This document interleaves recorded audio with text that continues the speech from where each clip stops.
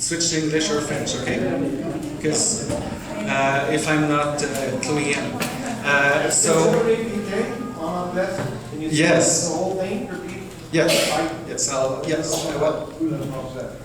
Yes.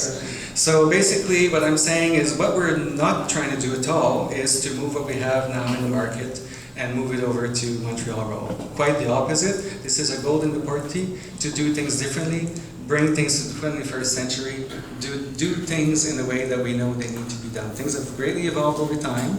Our current site offers serious challenges that we are not really able to address properly. And those challenges are probably the very reason that are giving you some concerns.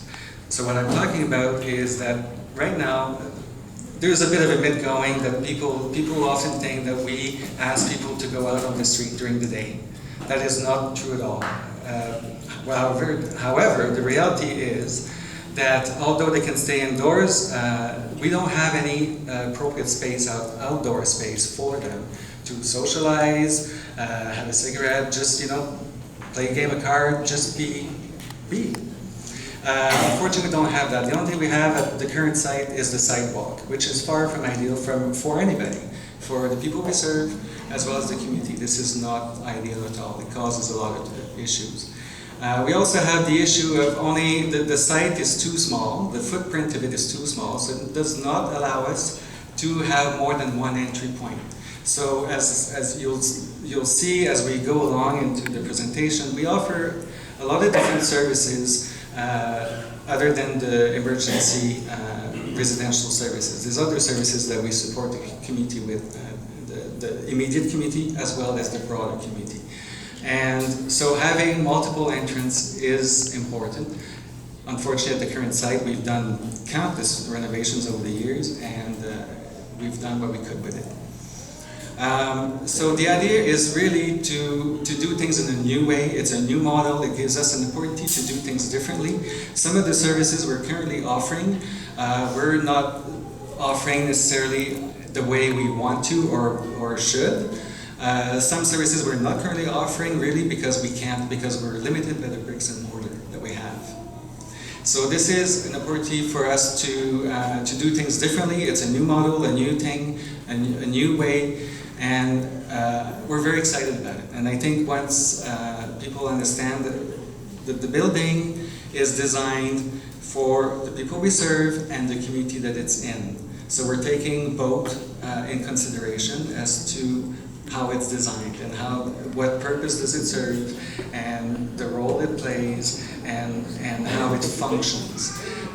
You'll see, so I'm going to go a bit more into some of the programs that I had started with that in French. I'll do both, French and English.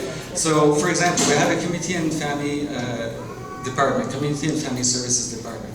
So that department is very much focused on assisting men, women, families, what have you, that are housed here, elsewhere, with assistance with food, clothing, furniture, emergency transportation. Sometimes people on low income have family that is further out in Ontario or maybe in a different province. Somebody dies, they can't go to the funeral, we'll give emergency funds that way.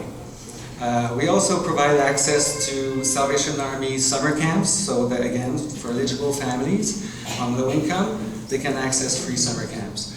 We also give access to low income families to toys, as I think a lot of people know, at Christmas time and what have you. So that's part of the community and family services. We also have the MoneyWise program. The MoneyWise program is geared to individuals that are having a really hard time managing their money, for whom this might be a real challenge, that they might become homeless. We don't want people to become homeless. So we follow them for a year. We give them classes and workshops on budgeting. We follow them closely. Initially they meet once a week, and then it goes down to once a month, and we follow them for over a year. To make sure that they're good and they're able to remain independent and keep their housing. We also have Hydro Relief or LEAD program, so that's assisting people with if they've got arrears, and because of their arrears they might lose their housing, so we're assisting them with catching up with the arrears and getting back on track. We also have a whole department that's Housing First. Some of you will definitely be familiar with the Housing First concept. So basically we have, in partnership with the City of Ottawa, we have the Landlord Partnership Program. So what that is we have people that their whole function is they scour the city looking for affordable housing for people that need it across Ottawa. So this is not just for Salvation clients, it's for all the people that need affordable housing.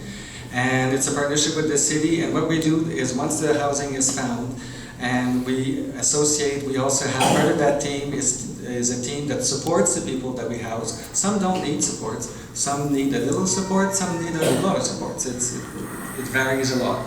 So, but it's important for them to be successful that they have the appropriate level of supports that they need once they're housed. We don't want to see them again. We want them to stay housed. So at the end of the day, there's a whole team that follows people after they house for over a year to make sure that they have access to all the support services they need. So that could be mental health, that could be physical health, that could be money management, any number of things.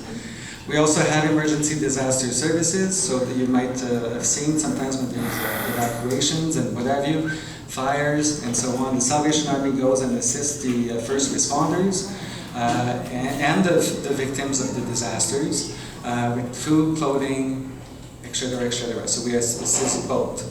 So we respond to those situations. We also have, so some of you I know will think mainly of the emergency residential services. So that's only about 15% of the whole that we do. So, and within that, we're actually reducing the number of emergency residential services beds, and we're increasing the programming, the targeted programs. So what I'm talking about is, for example, life skills program. So what the life skills program does, this is a longer term stay, and this is men that are highly functional for the most part, but there are some life skills that are lacking that have been an impediment to them keeping their employment or housing. So basically, the idea being is that every day they have workshops, they have classes every day, they're busy, they have to volunteer a certain number of hours, and we're keeping them busy every day of the week. And the idea being is while they're in that program, we're finding them housing, and we're also brokering the supports that they're going to need. We also have a working men program. So what that is again, highly functioning individuals. A man that might have lost in his early 50s, lost his employment, has been struggling to find employment, has lost his housing, highly employable. We're getting back on track. At that point when they're in the program, they are working. We're making sure that they have all the supports they need to keep the employment as we're looking for housing with them, and so that they move out and remain stable in the community. We also have the stabilization unit. So the stabilization unit is focused on individuals for whom the barrier is addiction. So we're talking people that are in need of some therapy. So we have therapists attached to them, and again, classes every day, workshops every day, very intensive program. It's a lot of homework. People that are not serious don't last more than a day or two. And the whole concept again is to house them and bring them back into the community.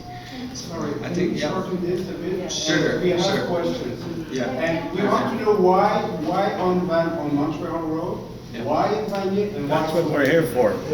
Yeah. Well,